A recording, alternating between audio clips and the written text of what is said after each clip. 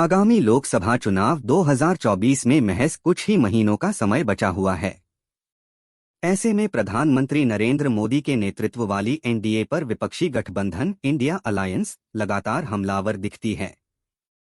लेकिन इसी बीच ओडिशा के मुख्यमंत्री नवीन पटनायक ने पीएम मोदी की तारीफ में कसीदे पढ़े हैं। उन्होंने प्रधानमंत्री की विदेश नीति से लेकर महिला आरक्षण मुद्दे पर सरकार की जमकर तारीफ की। राजधानी के एक निजी इंजीनियरिंग कॉलेज के एक छात्र ने इंटरनेट मीडिया पर तस्वीर पोस्ट कर हॉस्टल के खाने से मरा हुआ मेंढक मिलने की जानकारी साझा की है। छात्र की पोस्ट पर कई यूजर्स ने कमेंट किए। यह सब होने के बाद अधिकारियों ने मेस ठेकेदार का एक दिन का वेतन काटने का फैसला किया है। आगामी लोकसभा चुनाव 2024 के मद्देनजर विपक्षी नेता सरकार की कमियों के साथ उनकी नीति की आलोचना कर रहे हैं। इस बीच ओडिशा के सीएम नवीन पटनायक ने पीएम मोदी और उनकी सरकार की खूब तारीफ की है। पटनायक ने सरकार की विदेश नीति की प्रशंसा की और उन्होंने भ्रष्टाचार के खात्मे के लिए उठाए गए कदमों को भी सराहा है। भुवनेश्वर से राउरकेला जाने के लिए निकली वंदे भारत एक्सप्रेस ट्रेन के संबलपुर सिटी स्टेशन पर पहुंचने के बाद गाजे बाजे के साथ भव्य स्वागत किया गया। इस स्वागत के बाद संबलपुर मंडल रेल प्रबंधक विनीत सिंह और रेंगाली विधायक नाउरी नायक ने झंडा दिखाकर ट्रेन को राउरकेला के लिए रवाना किया। इस अवसर पर मंडल रेलवे की ओर से सिटी स्टेशन में स्वागत समारोह का आयोजन किया। भाजपा संसद में महिला आरक्षण विधेयक पारित होने के मुद्दे को गांव-गांव तक ले जाएगी। केंद्रीय मंत्री धर्मेंद्र प्रधान ने ओडिशा के 50,000 गांवों में छोटी छोटी सभाएं आयोजित करने का आह्वान किया है ताकि अभियान मोड में इसका प्रचार किया जा सके। केंद्रीय मंत्री ने महिला आरक्षण विधेयक को पारित कराने पर चर्चा के लिए यहां प्रदेश भाजपा कार्यालय में आयोजित एक कार्यक्रम में यह बात कही। संबलपुर में दिनदहाड़े एक ज्वेलरी शॉप में लूट की बड़ी वारदात को अंजाम दिया गया है। बाइक सवार बदमाशों ने बंदूक की नोक पर दुकान में रखे सोने चांदी के जेवरात लेकर फरार हो गए। बताया जा रहा है कि 5 की संख्या में आए बदमाशों ने घटना को अंजाम देकर फरार हो गए। घटना की सूचना पर पहुंची पुलिस ने मामला दर्ज कर बदमाशों की तलाश में जुट गई है। ओडिशा में केके रेलवे लाइन पर लैंडस्लाइड की घटना सामने आई है। इसके कारण कोरापुट जगदलपुर रेल सेवा बाधित हो गई है। जानकारी के मुताबिक चट्टान टूटकर ट्रैक पर गिर गई है। घटना की सूचना मिलने पर पहुंचे रेल कर्मचारी और रेलवे के अधिकारी सेवा बहाल करने के काम में जुटे हुए हैं। इससे 8 ट्रेनों की सेवा प्रभावित हुई है। पैगंबर मोहम्मद पर विवादित बयान दिए जाने के बाद लंबे समय से मीडिया और किसी कार्यक्रम से दूरी बनाने के बाद पहली बार नूपुर शर्मा नजर आई हैं। दरअसल Nupur Sharma the vaccine war film के प्रमोशन इवेंट में डायरेक्टर विवेक अग्निहोत्री के साथ दिखाई दी। उन्होंने द वैक्सीन वॉर फिल्म की स्टारकास्ट संग फोटो भी खिंचवाई। कर्नाटक के उपमुख्यमंत्री डी के शिवकुमार ने दावा किया है कि 2024 के लोकसभा चुनावों के लिए भाजपा और जेडीएस के बीच गठबंधन बनाने के फैसले के बाद दोनों पार्टियों के कई नेताओं ने उनसे संपर्क किया है और अपनी नाराजगी व्यक्त की है। उन्होंने कहा कि दोनों पार्टियों के कई नेता कांग्रेस पार्टी में शामिल होना चाहते हैं। आईएमडी ने एक बयान जारी करते हुए जानकारी दी है कि दक्षिण पश्चिम मानसून आज 25 सितंबर 2023 को दक्षिण पश्चिम राजस्थान के कुछ हिस्सों से वापस चला गया है, जबकि दक्षिण पश्चिम राजस्थान से इसकी वापसी की सामान्य तारीख 17 सितंबर है।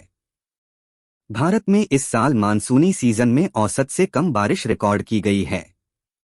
अब तक 780.3 मिमी बारिश हुई, जबकि सामान्य बारिश 832.4 मिमी होती है। मुजफ्फरनगर में एक शिक्षक के निर्देश पर एक मुस्लिम छात्र को सहपाठियों द्वारा थप्पड़ मारे जाने की घटना पर सुप्रीम कोर्ट ने नाराजगी जताई है। कोर्ट ने इसकी जांच राज्य द्वारा नामित एक वरिष्ठ आईपीएस अधिकारी द्वारा करने को कहा। इसी के साथ कोर्ट ने कहा कि वो वरिष्ठ अधिकारी सुप्रीम कोर्ट के समक्ष रिपोर्ट दाखिल करेंगे। कोर्ट ने यूपी सरकार को फटकार भी लगाई। कांग्रेस पार्टी ने लोकसभा और राज्यसभा में महिला आरक्षण विधेयक को लेकर केंद्र में भाजपा के नेतृत्व वाली सरकार का पूरा समर्थन किया, लेकिन अब वह बिल को लेकर केंद्र के खिलाफ मोर्चा खोल रही है। दरअसल कांग्रेस का कहना है कि वह केंद्र सरकार के विश्वासघात को उजागर करेगी, जिसके लिए 21 शहरों में पार्टी की 21 महिला नेता प्रेस कॉन्फ्रेंस करेंगी। कर्नाटक पुलिस ने उत्तर कन्नड़ जिले की एक मस्जिद में एक नाबालिग लड़के के यौन उत्पीड़न के आरोप में मूल रूप से पश्चिम बंगाल के एक मौलाना को गिरफ्तार किया है। जानकारी के मुताबिक 23 सितंबर को पीड़ित नाबालिग आयतें पढ़ने के लिए मस्जिद गया था। वहां पर मौलाना ने उसको फुसलाकर उसके साथ गंदी हरकत की। फिलहाल आरोपी को गिरफ्तार कर लिया गया है। भाजपा नेता अनिल पटेल ने नेहा की कांग्रेस नेता के साथ एक फोटो साझा की।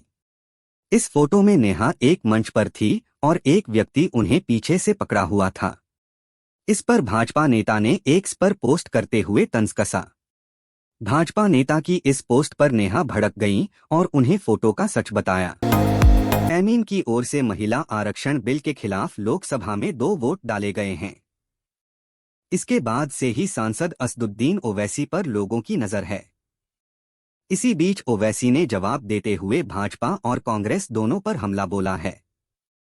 उन्होंने कहा कि कांग्रेस और भाजपा एक साथ है, वो अकेले हैं जो पीएम नरेंद्र मोदी के खिलाफ लड़ रहे हैं।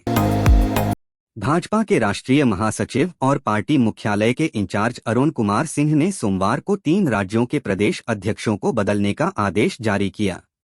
अगले साल लोकसभा चुनाव होने हैं, जिसे लेकर इन नियुक्तियों को राज्य की सियासत में बड़ा फेरबदल माना जा रहा है। पार्टी को उम्मीद है कि इससे उनसे आगामी लोकसभा चुनाव में मदद मिलेगी। कावेरी जल विवाद को लेकर भारत के पूर्व प्रधानमंत्री और जेडीएस के सांसद एचडी देवेगौड़ा ने आज प्रेस कॉन्फ्रेंस किया। प्रेस कॉन्फ्रेंस में उन्होंने इस विवाद पर चिंता जाहिर करते हुए कहा कि मैंने केंद्र से कर्नाटक में एक टीम भेजने और उन्हें राज्य में वर्तमान जल स्थिति की जांच करने का अनुरोध किया है। उन्होंने इस विवाद को लेकर पीएम मोदी को भी पत्र लिखा है। विपक्षी गठबंधन INDIA से दूर असदुद्दीन ओवैसी ने कांग्रेस पर मुस्लिम विलुप्तीकरण की राजनीति करने का आरोप लगाते हुए राहुल गांधी को एक चैलेंज दे डाला। उन्होंने कांग्रेस सांसद राहुल गांधी को आगामी लोकसभा चुनाव में वायनाड से नहीं बल्कि हैदराबाद से चुनाव लड़ने की चुनौती दी है।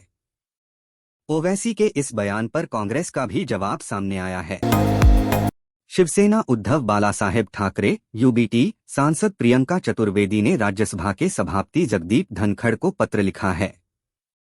सांसद के मुताबिक गैलरी में उपस्थित कुछ विजिटर्स के द्वारा राजनीतिक नारेबाजी की गई। सांसद प्रियंका चतुर्वेदी ने 22 सितंबर को सभापति को पत्र लिखा। सांसद के मुताबिक विजिटर्स गैलरी में उपस्थित कुछ लोगों ने राजनीतिक नारेबाजी की, जिसकी वजह से संसद की कार्यवाही में बाधा उत्पन्न हुई। पीएम मोदी ने रविवार को मन की बात के 105वें एपिसोड को संबोधित किया। इस दौरान उन्होंने एक ऐसी विदेशी लड़की कैस्मी की कहानी शेयर की है जिसकी आंख की रोशनी चली गई है, लेकिन इसके बावजूद वह कई भारतीय भाषाओं में गीत गाती हैं। प्रधानमंत्री ने कैस्मी की भारतीय संगीत के प्रति जुनून की भी सराहना की है। पढ़े यह खास रिपोर्ट। भारतीय टीम के कार्यवाहक कप्तान KL राहुल इस बात से हैरान थे कि इंदौर के होलकर स्टेडियम की पिच से स्पिनरों को काफी मदद मिल रही थी। दरअसल ऑस्ट्रेलिया की पारी के दौरान अश्विन और जडेजा ने 3-3 विकेट लिए। रविवार 24 सितंबर को भारत ने ऑस्ट्रेलिया को दूसरे वनडे में 99 रन DLS से हराकर 3 मैचों की वनडे सीरीज 2-0 से अपने नाम कर ली। ट्रिनिडाद नाइट राइडर्स और गुयाना अमेजन वॉरियर्स के बीच कैरेबियन प्रीमियर लीग का फाइनल मैच खेला गया। ताहिर की कप्तानी में गुयाना अमेजन वॉरियर्स पहली बार चैंपियन बनी। इस बीच अमेजन वॉरियर्स के कप्तान इमरान ताहिर ने एक अनोखा रिकॉर्ड अपने नाम किया। ताहिर इस मैच के बाद से ही सोशल मीडिया पर जमकर छाए हुए हैं। उन्होंने धोनी का रिकॉर्ड अपने नाम किया। गिल ने ऑस्ट्रेलिया के खिलाफ दूसरे वनडे में इंदौर के होलकर स्टेडियम में शानदार शतक जड़ा। अब इस बीच भारतीय टीम के पूर्व ओपनर बल्लेबाज वीरेंद्र सहवाग ने ऑस्ट्रेलिया के खिलाफ गिल तूफानी पारी के बाद एक बयान दिया है। सहवाग ने अपना विकेट जल्द गंवाने के चलते गिल की आलोचना की। गिल ने इंदौर में भारतीय पारी की एक मजबूत नींव रखी। राजस्थान के उदयपुर में एक्ट्रेस परिणीति चोपड़ा और राजनेता राघव चड्ढा की शादी का आयोजन होना है।